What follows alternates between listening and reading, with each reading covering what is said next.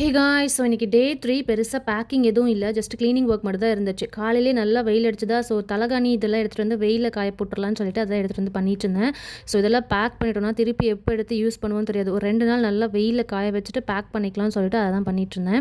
இன்றைக்கி என்னோட மாமியார் மாமனார் கொஞ்சம் ஐ செக்கப்புக்காக ஹாஸ்பிட்டல் வரைக்கும் போயிட்டாங்க. ஸோ செடியை பார்த்துக்க யாருமே இல்லை. அதனால் அவனோட நான் தான் டைம் ஸ்பெண்ட் பண்ணிட்டு இருந்தேன்.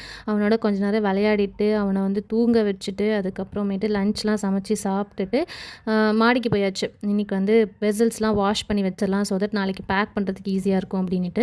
ஸோ 2 நாளைக்கு தேவையான பாத்திரம் மட்டும் வச்சுக்கிட்டு மீதி ஃபுல்லாக மாடிக்கு எடுத்துகிட்டு போயிட்டு நல்லா வாஷ் பண்ணி வெயிலில் வச்சு எடுத்துகிட்டு வந்துட்டேன். அதுக்கப்புறம் நைட் டின்னர் சமைக்கணும் இல்லையா? ஃப்ரிட்ஜ் திறந்து பார்த்தா நிறைய வெஜிடபிள்ஸ்லாம் அப்படியே இருந்துச்சு. கேபேஜ், கேரட்டு, கேப்சிகம் அது இதுன்னு சொல்லிட்டு முட்டையெல்லாம் வந்து முட்டை சப்பாத்தி போட்டாச்சு. அண்ட் வெஜிடபிள்ஸ்லாம் வந்து லைட்டாக சாட்டே பண்ணிவிட்டு அதோட பெப்பர், சால்ட்டு, அதுக்கப்புறம் என்ன போட்டேன், லெமன் ஜூஸ் இதெல்லாம் போட்டுட்டு அந்த முட்டை சப்பாத்தியோட உள்ளே வச்சு நல்லா ஸ்டஃப் பண்ணிட்டு முட்டை சப்பாத்தி வெஜ் ரோல் அப்படின்னு சொல்லிட்டு வீட்டில் இருக்கிறவங்களுக்குலாம் சேல் பண்ணியாச்சு. எல்லாருமே செம சூப்பராக இருக்குன்னு வேறு சொன்னாங்க. எனக்கும் ரொம்பவே பிடிச்சிருந்துச்சு அந்த டேஸ்ட்டு.